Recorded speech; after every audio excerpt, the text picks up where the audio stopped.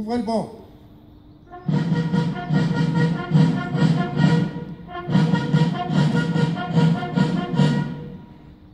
Lecture du message rédigé conjointement par la Fédération nationale des déportés, internés, résistants et patriotes, de la Fondation pour la mémoire de la déportation et les associations de mémoire des camps nazis, et l'Union nationale des associations de déportés internés de la résistance et familles par Madame Sophie Lehner, première adjointe représentant Monsieur Jean-Claude Villemain, maire de Creil.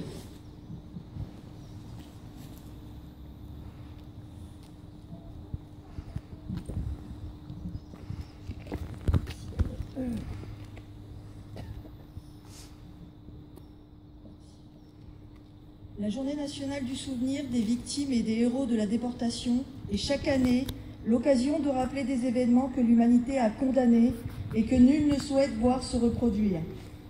Il y a 77 ans prenait fin, en effet, le système concentrationnaire et génocidaire nazi dont le monde découvrait l'horreur à mesure que la progression des armées alliées et des récits des survivants. Ce système fut l'instrument de la destruction d'une grande partie des populations juives et tziganes d'Europe. Il fut aussi le lieu de détention et de martyrs de centaines de milliers d'hommes, de femmes et d'enfants, déportés pour leur résistance à l'occupant, pour raisons politiques, du fait de leur origine, de leur religion, voire de leur orientation sexuelle, ou dans le cadre de rafles de représailles. Confrontés à la mort omniprésente, à la déshumanisation programmée, à la terreur, aux souffrances incessantes que la faim, la maladie et la brutalité de leur garde infligeaient, nombre de déportés surent pourtant organiser une résistance et une solidarité exemplaire que beaucoup payèrent de leur vie, mais qui sauva de nombreux autres.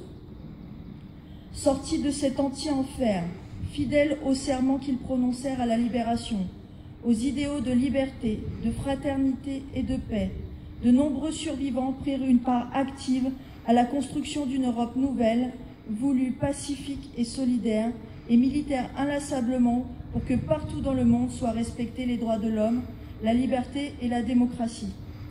La résurgence d'idéologies porteuses d'exclusion, les tentatives de réécriture de l'histoire nous font aujourd'hui obligation de poursuivre leur combat et d'entretenir les valeurs qu'ils ont portées dans un monde marqué par les guerres, la pauvreté, les inégalités, le dérèglement climatique qui jette sur les routes d'un exil souvent sans issue et mortifère des milliers d'êtres humains en détresse. Dans un monde où l'on voit ressurgir le spectre des dictatures, des replis nationalistes et des frontières qui se ferment, l'espoir pour l'avenir réside dans la pérennité de ce combat.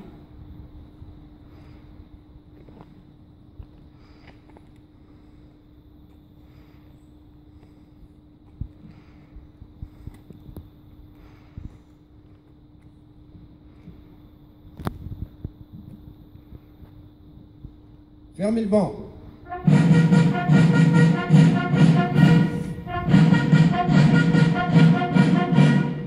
Dépôt de gerbe de Madame Sophie Lehner, première adjointe représentant Monsieur Jean-Claude Villemain, maire de Creil, de Monsieur Pascal Bois, député de l'Oise, du lieutenant-colonel Bertrand Richard, représentant le colonel Hervé Marmot, commandant de la base de défense de Creil, de Monsieur Rinjoal, trésorier de l'ACPG, CATM, représentant l'entente crioise, et de Monsieur Jordan Ayotti, vice-président de l'UNC.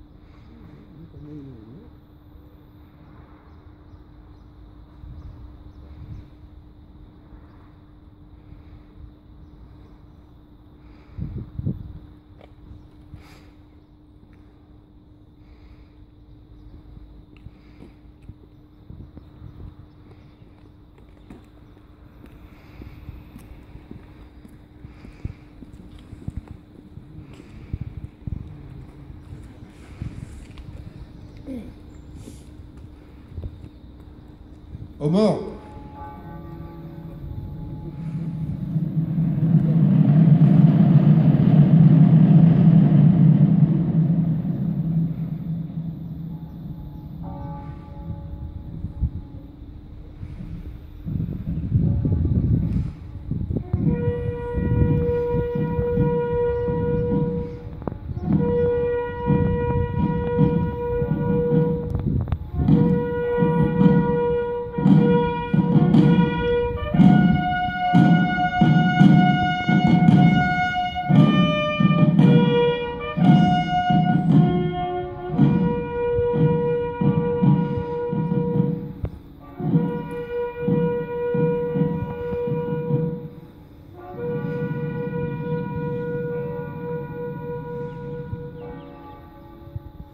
Mesdames, Messieurs, veuillez observer une minute de silence à la mémoire de nos morts.